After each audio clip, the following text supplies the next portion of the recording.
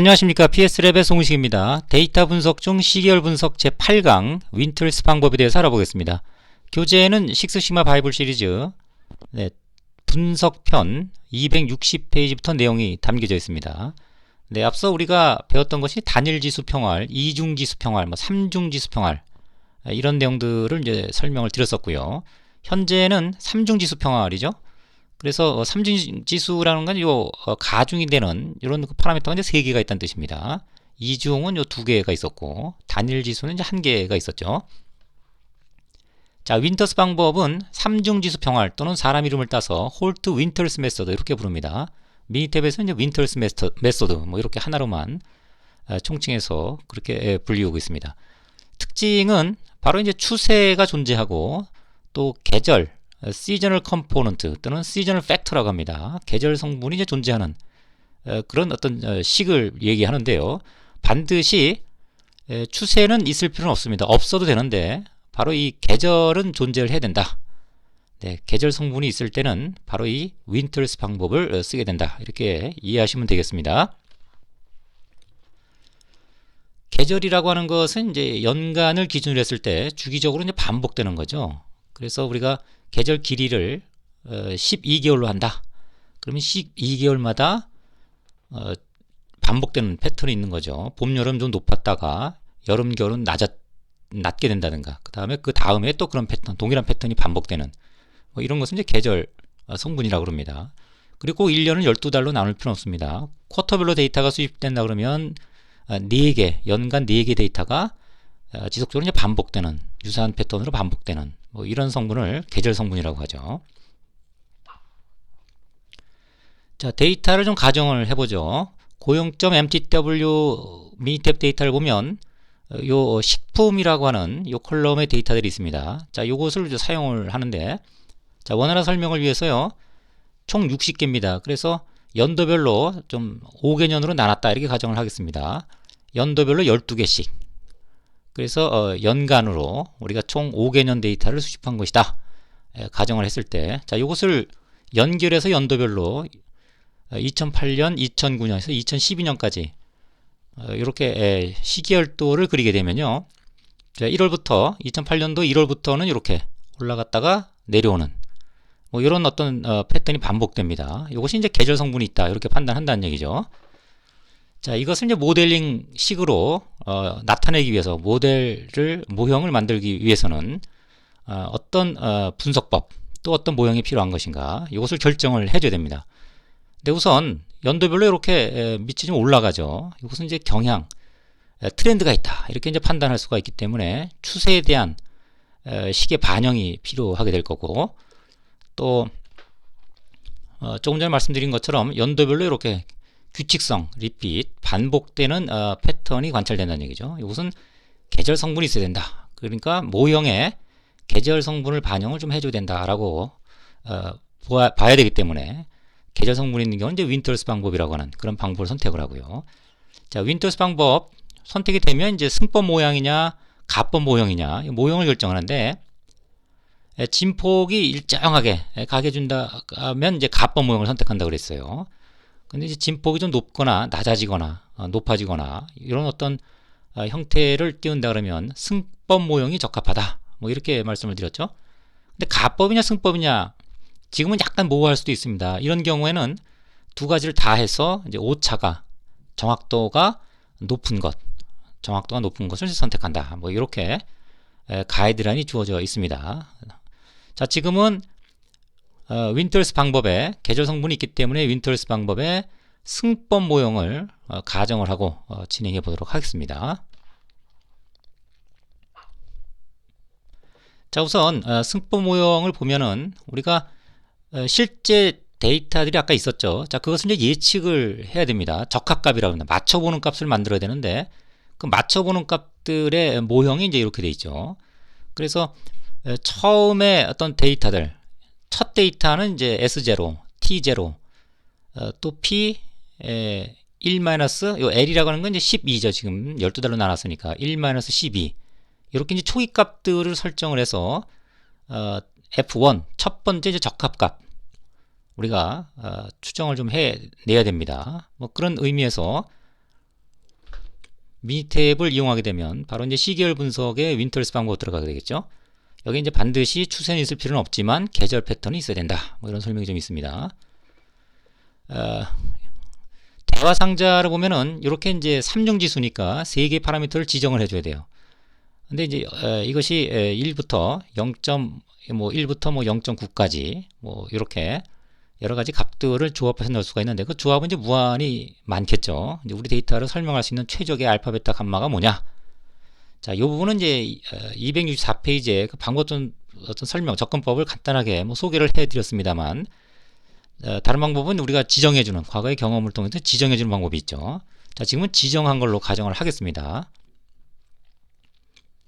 이것이 지정을 해서 지금 식품이라는 그 열 데이터에 대해서 계절 길이 1개월부터 12개월이 한 사이클이니까 그것을 지정을 해주고 앞으로 3개 타점은 어떻게 될 거냐, 그것을 이제 예측을 하게 되면 바로 이와 같이 빨간색 적합값이죠. 실제 검은색의 데이터들이 있고요. 자, 그걸 설명하는 우리가 모형으로부터 만든 적합된 fitted value가 존재합니다. 잘 맞는다고 생각됐을 때 단기적인 어떤 예측값들도 정확도가 상당히 높겠죠. 그래서 이 연두 색깔은 바로 예측된 거고 실제 값이 요런 값들이 됩니다. 그 다음에 신뢰 구간 높아지면 낮아지면 이 정도 값이 될 거고 높아지면 이 정도 값이 될 거다. 이 사이 값에서 이제 정확한 창값이 존재할 거다라는 얘기죠. 그런 측면에서 우리가 낙천적으로 이 값들을 갖고 어떤 의사결정을 3개월치를 의사결정 할 것이냐, 이게 매출이라 그러면 또는 뭐 높은 값을 가지고 우리가 전략적 어떤 방향성을 마련할 거냐, 뭐 이런 것들은 상황에 따라서 우리가 어떤 값을 쓸 것인가를 써야 되겠죠. 자, 그 계산 방법이 조금 어렵습니다. 우리가 이제 원리적인 설명을 좀 이해를 해서 좀 평상시 응용력을 좀 높일 필요가 있는데 어떻게 이것을 쓸 거냐, 이런 그 쓰임새보다는 현재는 이제 원리 위주에 조금 초점을 좀 맞추고 있습니다. 뭐 그런 측면에서 엑셀로 설명을 하기 위해서 제가 포함을 시켰는데 조금 어렵습니다만 한번 시도를 해보겠습니다. 자, 우선 이것이 로 데이터입니다. 원 데이터 60개까지가 있고요. 인덱스를 붙였어요. 1부터 60까지 있겠죠. 밑에는 이제 가려져 있습니다. 자, 여기에서 우리가 앞서 말씀드린 것처럼 첫 번째 적합값을 우리가 만들어내려면 S0, T0, P1-12 초기값을 알아야 되는 거죠. 그래서 그 초기값이라고 하는 것이 처음에 설정이 좀 될 필요가 있고, 특히 이제 계절 같은 경우는 1-12, 2-12, 3-12 이렇게 되니까 12-12까지 그것은 12달치의 초기값이 이제 필요하게 되는 겁니다. 이것은 하나하나 초기값들 처음 것만 설정을 하면 되겠지만 S0, T0 이것은 주기가 12개이기 때문에 12개의 초기값이 이제 필요하다는 얘기죠. 뭐 그런 측면에서 초기값을 어떻게 설정할 거냐, 요게 이제 많은 이론들이 있죠. 기본 기준은 미니탭에 포함된 뭐 그런 사항을 우리들이 많이 쓰고 있기 때문에 기반으로 해서 설명을 해보겠습니다. 네, 우선 S와 이제 트렌드 T에 대한 초기값을 설정을 해줘야 되는데요. 그것은 요 데이터를 사용합니다. 요 데이터는 뭐냐면 원 데이터에 대해서 일정 값을 플러스해 준 값이에요. 일정의 어떤 양을 더해 준 겁니다. 그래서 12개의 데이터, 처음 12개의 데이터만 써요. 첫 12개. 이 중에서 이렇게 변환을 시켜서 값을 키운 다음에 12개의 값을 가지고 그 12개를 인덱스 1부터 12까지 X로 둬서 X와 Y를 가지고 1차 선형회기, 단순 선형회기를 만듭니다. 그리고 거기에 쓰이는 상수와 그 다음에 개수를 가지고 이것을 S의 첫 초기값, 그 다음에 트렌드의 첫 초기값으로 이제 활용을 하게 되는 거죠. 그 근거는 우리가 미니탭.com에 가시면 테크니컬 레포트들이 있습니다. 이와 같이. 그래서 미니탭.com에 이런 제목으로 들어가시면 그것을 어떻게 설정하는지를 설명을 좀 합니다. 그러니까 원 데이터에다가 우리 원 데이터의 맥스민 그 차이값을 2배를 하고 또 평균의 절대값을 취해서 2배를 한 걸 더해주죠. 이건 상수가 됩니다. 데이터별로 결정되는 상수입니다. 그 상수만큼을 이제 구해서 원 데이터를 이제 변형을 시킨 거죠. 그 중에 이제 첫 12개 데이터만을 가져다가 인덱스하고 해서 XY로 해서 단순 회귀 방정식을 만들면 그것이 이제 기울기는 트렌드의 초기 값이 되고요. 또 거기에 들어가는 상수값 인터셉트 절편이라고 그러죠.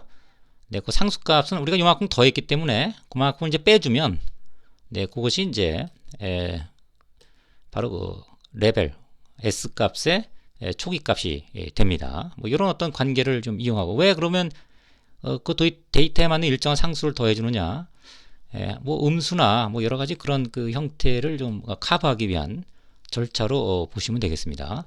그래서 원래 12개 데이터를 이렇게 좀 변화를 시켜서요, 이 데이터 갖고 단순 선형 회귀를 만들면 상수와 그 다음에 이제 기울기를 얻는데, 요 값은 뭐 별 다 플러스 값들이기 때문에 사실은 요 값을 갖고 그대로 하셔도 동일한 결과가 나옵니다. 자, 다음은 바로 요 계절 성분의 이제 초기값 12개를 좀 만들어야 되는데요. 그 12개 만드는 방법은 원 데이터를 가지고 1차 선형 회귀를 똑같이 합니다. 그래서 나온 그 단순 선형 방정식, 그것을 이용해서 요 x값을 넣어주면 이제 이론적인 추정값들이 나오죠. 그 추정값들을 가지고 원 데이터를 나눠주면 그걸 D트렌드라고 하죠. 이것은 이제 추세의 성분을 뺀 거예요. 요거분의 요걸 한 거기 때문에 요 적합값, 요것을 1로 봤을 때 요게 몇 배냐, 이런 개념이에요. 그래서 그 배수를 쭉 구해주면, 요걸 그래프를 그리면 트렌드 성분이 전부 사라집니다. 왜냐하면 피트를 다 1로 봤기 때문에, 요거 대비해서 요걸 보기 때문에 요 양을 갖고 우리가 그래프를 그리면 오르내림 형상이라고 하는 계절 성분만 있고 경향은 쏙 빠지는 직선상의 오르내림 현상만 관찰되는, 즉 D트렌드 상태가 됩니다. 그래서 이 D트렌드 상태를 가지고서 조금 어렵죠. 이렇게 그 더미 변수라고 그럽니다. 요것은 이제 1로, 두 번째 것이 1로, 나머지 다 0입니다. 이것은 X라고 보시면 돼요. 제가 변형된 새로운 X. 그래서 요와 같은 그 더미 변수를 전부 이렇게 주면요, 끝나면 다시 또 1부터 주고, 자, 이렇게 해서 요걸 X로 해서 회귀 분석에 X 쪽에 넣어주고요. 요걸 이제 Y, 하나의 Y 컬럼으로 넣어주면 개수를 얻을 수 있어요. 그 개수라고 하는 거, 이때 이제 중요한 것은 상수는 포함을 시키지 않습니다. 상수를 빼고 개수를 넣게 되면 그 개수가 바로 요 12개가 나오게 됩니다. 이것은 뭐 과정상 말씀드린 대로 그대로 한번 해 보시면 요 값들이 나오는데, 이것이 이제 바로 그 12달치의 계절 성분의 초기값, 이렇게 이제 설정이 되는 거죠. 그러면 예를 들어서 첫 번째 실제 값에 대한 예측값, 적합값, fitted value를 어떻게 만들느냐, F1 요거죠. 요거. 요거를 어떻게 만들느냐, S0, T0. 그러면 초기값은 요거 만들어진 거니까요, 그 두 개를 더하고, 그 다음에 1-12, 1월달의 초기 계절 성분 요거죠. 요것을 곱해주면, 이렇게 더하고 이렇게 곱해주면 첫 번째 이제 예측값, 적합값이 이제 만들어지는 거죠. 자, 두 번째 것은 2가 되면 요거 첫 번째니까 요 첫 번째를 구하면 되겠죠. 그러면 그 해당되는 실제값, 첫 번째 계절 성분, 또 S0, T0 이렇게 해서 이제 S1이 만들어지고, 뭐 T1도 그와 같이 만들어지고, 이와 같이 이제 값들을 얻게 되면 두 개 더하고 곱해서 두 번째, 두 개 더하고 곱해서 뭐 네 번째, 이런 식으로 적합값이 만들어집니다. 이것이 이제 연장이 되면 예측값까지 3개월치의 예측값까지도 이제 만들어낼 수 있는 뭐 그런 구조로 보시면 되겠습니다. 그 결과가 이제 이렇게 되죠. 그 결과가 실제 타점과 그 다음에 fitted value에 의한 예측된 어떤 그 패턴이 보여지고요. 이것이 잘 맞는다 그러면 예측되는 다음 3개월치도 신뢰성이 상당히 높다. 그 신뢰성이 높다는 바로 이 정확도를 통해서 이 값이 작을수록 정확한 거죠. 이 값을 갖고 평가를 합니다.